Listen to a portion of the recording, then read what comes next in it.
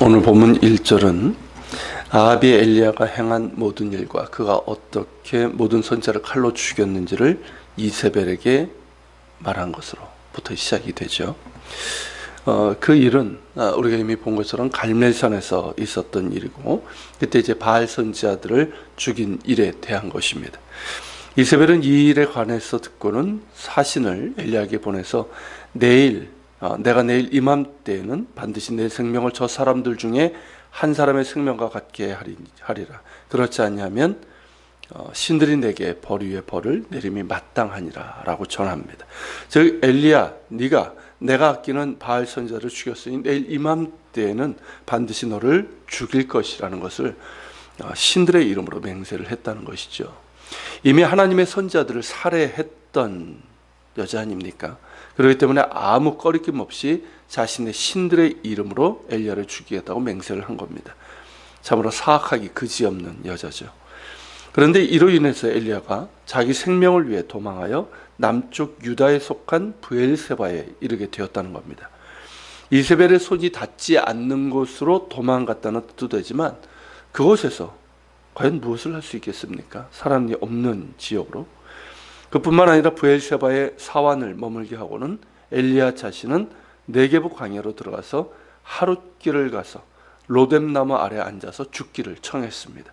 그것도 하나님께 말입니다. 4절에서 그렇게 말하죠.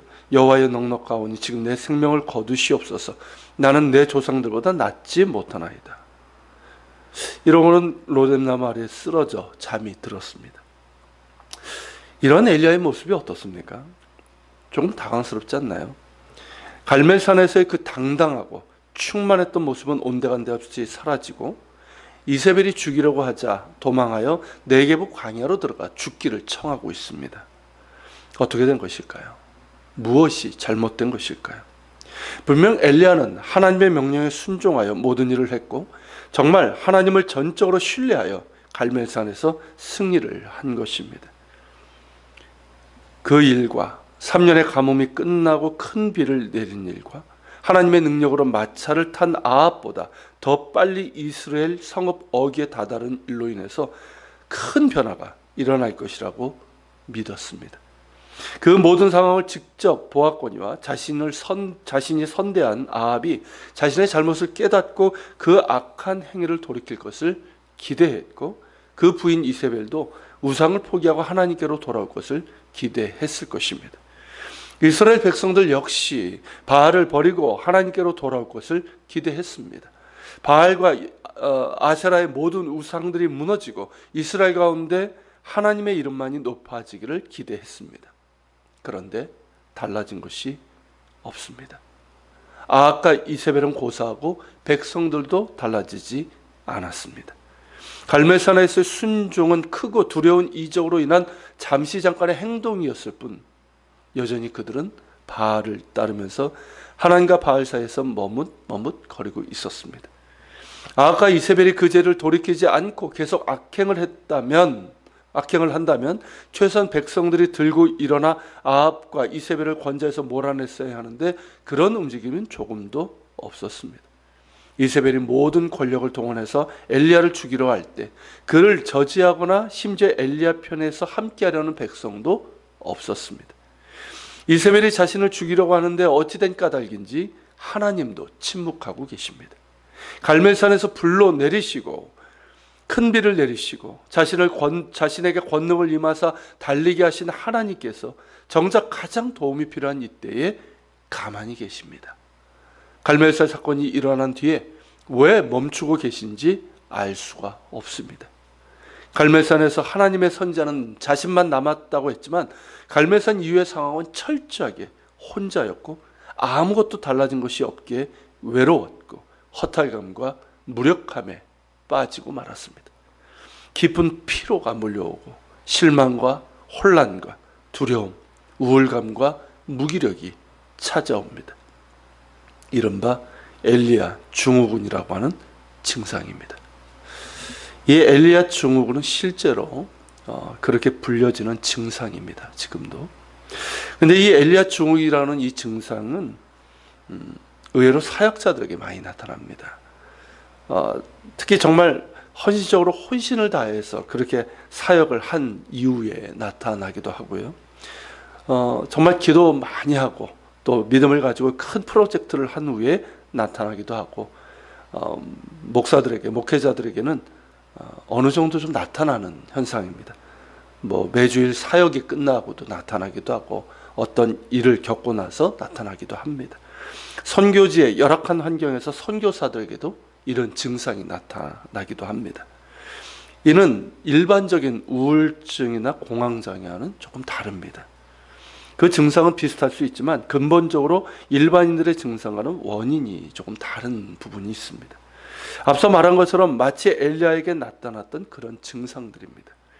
엘리야는 그렇게 목숨을 걸고 간절함으로 정말 자신의 모든 것을 걸고 사역을 했지만 아무것도 달라진 것이 없습니다. 그런데다 이세벨은 더욱 사악함을 드러내며 자신을 죽이려고 혈안이 되어 있습니다. 그 상황에서 하나님은 가만히 계십니다. 찾아도 어찌된 까닭인지 침묵하십니다. 힘이 빠집니다. 이것이 무엇인가, 이게 뭔가 하는 그런 생각이 찾아옵니다. 내가 지금 여기에 있는 이유가 뭔가, 내가 하고 있는 게 뭔가 하는 그런 생각이, 혼란스러움이 찾아옵니다. 이윽고 외롭습니다. 두려움이 찾아옵니다. 가슴 바닥을 긁어내리는 우울감이 찾아옵니다. 엘리야를 보십시오. 이세벨을 피해서 남쪽으로 도망가서 사람이 없는 네게부 광야로 들어갑니다. 광야길은 하루만 걸어도 힘들어 자칫 탈진할 수 있습니다. 엘리야가 지금 그런 상태입니다. 하루 길 걸었으면 이미 탈진한 상태입니다. 로뎀나무 아래 죽기를 청했지만 그냥 있어도 탈진해서 죽을 수 있는 곳이 광야입니다. 로뎀나무 아래에 있었다고 하는데 로뎀나무는 네게부 광야에서 흔히 볼 수 있는 덤불과도 같은 나무입니다. 우리는 어떤 멋있는 큰 나무를 생각하지만 그냥 덤불 같은 나무예요. 다 자라봤자 한 2m, 3m를 넘지 못하고 잎도 작고 그리 이제 잎도 많지 않기 때문에 충분한 그늘을 제공하지 못합니다. 그렇게 엘리야는 지금 모든 것을 잃은 것처럼 살기를 거부하고 네게부 광야로 들어간 것이고 보잘것없는 로뎀나무 아래에 쓰러져 정신을 잃고 말았습니다. 이런 비슷한 경험이 있으신 분들은 엘리야가 어떤 상태고 어떤 마음이었는지를 헤아릴 수 있을 겁니다. 그런데 그런 엘리야를 어루만진 이가 있었습니다. 바로 하나님께서 보내신 천사였습니다. 천사는 엘리야를 조심스럽고 부드럽게 어루만집니다. 그러고는 그를 깨우며 일어나 먹으라 합니다. 탈진해 있는 그에게 숯불에 구운 빵과 물을 먹게 합니다. 엘리야는 그것을 조금 먹고 또다시 쓰러집니다. 그만큼 탈진한 상태였고 그의 심적인 상태, 육적인 상태가 바닥이었습니다. 얼마 후에 또 천사가 와서 엘리야를 어루만지며 그를 깨우고 먹고 마시게 합니다. 그래서 힘을 얻어 갈 길을 가도록 이끕니다. 그렇게 40주 40야를 가서 하나님의 산 호렙에 이르렀다고 했습니다. 그런데 이 호렙산은 시내산의 다른 이름이고요. 네게부 광야에서 호렙산까지는 40일이 걸릴 만큼 그렇게 먼 거리가 아닙니다. 정상적으로 가면 2주에서 20일 정도면 충분히 갈 수 있는 거리입니다. 그런 호렙산을 40일에 걸쳐 갔다는 것은 하나님의 천사가 철저하게 엘리야의 페이스에 맞추었다는 것을 뜻합니다. 심신이 탈진한 사람은 무기력에 빠져서 제대로 가지 못합니다. 오히려 잠을 자는 것이 그에게 나을 수 있습니다. 잘 쉬어야 되고 잘 먹어야 합니다. 그런 까닭에 천사는 엘리야에게 무리가 되지 않도록 쉬게 하고 또 깨워 먹고 마시고 힘을 좀 얻게 되면 조금 가게 하면서 하나님의 산 호렙까지 이끈 겁니다. 이 모습에서 무엇이 느껴집니까? 당신의 사람을 다루시는 하나님의 손길이 느껴지지 않습니까? 하나님은 엘리야에게 지금 뭐하고 있느냐고 호통치지 않으십니다. 그를 책망하지도 않으십니다. 정죄하지도 않으십니다. 우리는 너무 쉽게 그런 사람들을 보며 함부로 판단하고 정죄하고 비난하는데 하나님은 조금도 그런 모습 없이 마치 지치고 아픈 어린 자녀를 다루듯이 조심스럽게 어루만지시고 힘을 얻을 수 있도록 먹이시고 길을 이끄시고 힘들면 철저하게 엘리야의 페이스에 맞춰서 한 걸음 한 걸음 호렙산으로 이끄십니다. 그렇게 그의 몸과 마음을 회복시킨 후에 하나님의 산에서 그를 다시금 충만하게 세우시고 사명을 주십니다. 이것이 하나님의 방법입니다. 저는 이런 하나님이 너무나 좋습니다. 저 역시 이런 비슷한 경험을 한 적이 있었고, 그때에도 하나님은 꾸짖지 아니하시고 부드러운 손길로 찾아오셔서 일으켜 주셨습니다. 하나님은 정말 좋으신 아버지십니다. 그 사랑하는 자녀를 품에 안으시고 인도하시는 아버지십니다. 그 사랑이 우리를 숨쉬게 하고 우리를 회복시키시고 우리를 새롭게 하십니다. 그 사랑에 감사를 드립니다. 아울러 이러한 하나님의 방법을 우리가 배웠으면 합니다. 우리는 너무 쉽게 우리 자신의 입장과 처지와 상태로 상대방을 판단하고 나의 뜻대로 다루려고 하는지도 모르겠습니다.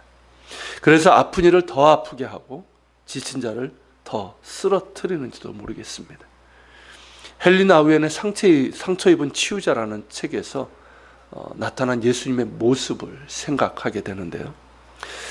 거기 가면 그렇습니다. 어디를 가야지 메시아를 만날 수 있습니까? 하는 얘기에 시장에 가서 가장 많은 상처를 입었지만 다른 아픈 이들을 돌보고 있는 이가 있다면 그가 바로 메시아다라는 그런 이야기를 합니다. 그 말이 엘리야를 다루셨던 예수님의 모습, 하나님의 모습과 오버랩이 됩니다. 상처투성이었던 우리를 다루시던 주님의 손길을 우리가 잊지 않고 기억하면서 우리 역시 상처 입은 자들을 주님의 사랑으로 대할 수 있었으면 좋겠습니다. 하나님께서 엘리야에게 천사를 보내신 것처럼 우리가 바로 그 역할을 했으면 좋겠습니다. 같이 기도하겠습니다. 오늘 말씀을 기억해서 기도합시다. 주님, 엘리야 증후군이라고 하는 정작 그 자신 아닙니까?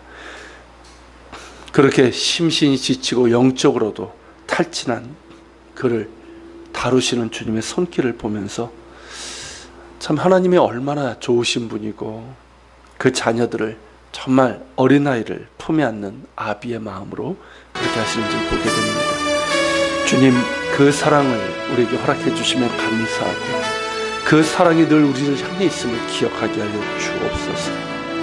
그래서 우리 자신이 그런 상태에 있더라도 스스로를 정죄하지 않게 하시고 주님을 바라볼 수 있도록 도와주옵소서. 그리고 주님, 우리 주변에 이런 증상을 겪고 있는 사람이 있다면 우리가 하나님이 보내신 천사와 같은 역할을 할 수 있도록 도와주옵소서. 우리에게 주의 마음을, 주의 사랑을 부어주시옵소서. 같이 기도하며 나갑시다.